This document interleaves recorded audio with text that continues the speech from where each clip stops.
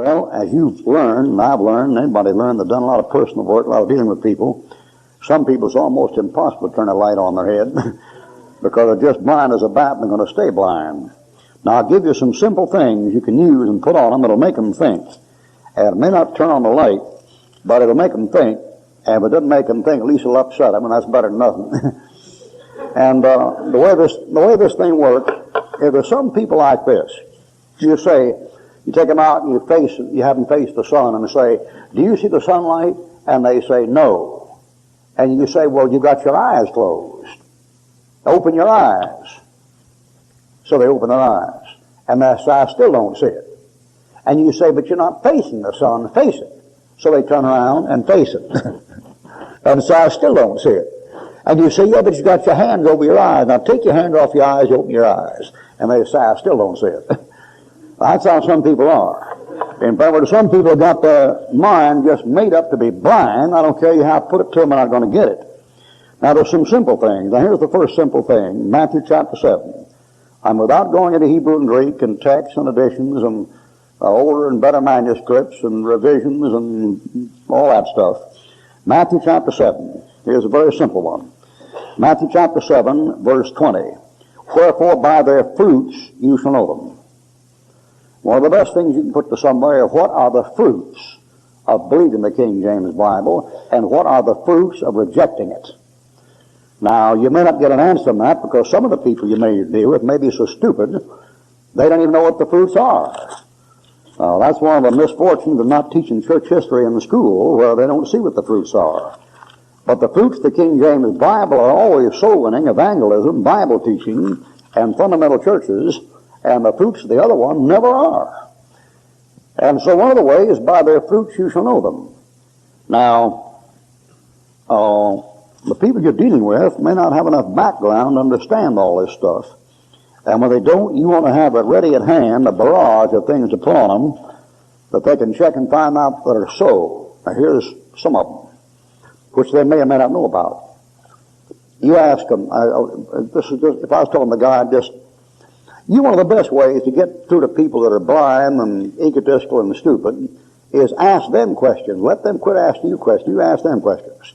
Make them think they're teaching you. So you already got the answer. You got the Bible. And if I was talking something like you're talking, I'd say, now, do you like to hear John MacArthur preach? And if they said yes, I'd say, what Bible does he use? And then if they said, well, different versions, you say, well, did you ever write him and ask him which one he uses? MacArthur has it in paper that even though he thinks three of them are reliable, he only uses one. He's got good sense, even if he's not straight. And then you take, say, do you enjoy hearing Chuck Swindoll? Says, yes. So what Bible does he use? Well, the best ways to put these people on the spot is, if that Bible is not the Word of God, how come everybody that gets results uses it? You know Bob Jones University in Greenville, South Carolina. Did you ever write Dr. Bob Jones Sr. and find out what Bible he used all his life? Do you know Moody Bible Institute was founded by Dwight L. Moody? Can you tell me what Bible? She just put a whole bunch of questions on them. Maybe they don't know the answers, but make them think and make them investigate. And if they don't think about it, then you give them the answers. You tell them what they use. This work here is connected indirectly with Brother Norris's work in Texas, right? J. Frank Norris. He had a sign out in front of his church in that Baptist seminary that said, teaching the whole English Bible. He had out there. What he taught those fellows was the King James Bible. Now, if you've got a real smart friend, say, question. You know how many independent Baptist churches are in America? Of course, he won't know. We'll give him an estimate, say about 2,000. Said, you know, all 2,000 of those churches are connected with one church? I mean, all churches that came out of Springfield and Arlington are connected with Norris originally. And every one of those things that's connected with a man will be the King James Bible, the Word of God.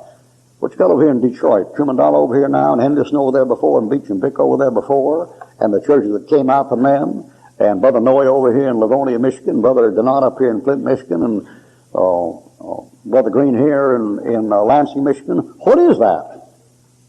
That's one book. So one of the best things to do is put on them and say, by their fruits, what are the fruits of this book? And if they don't know, tell them. Or another something else. 1 John chapter 2. Ask him about this sometime. This is a real tough one.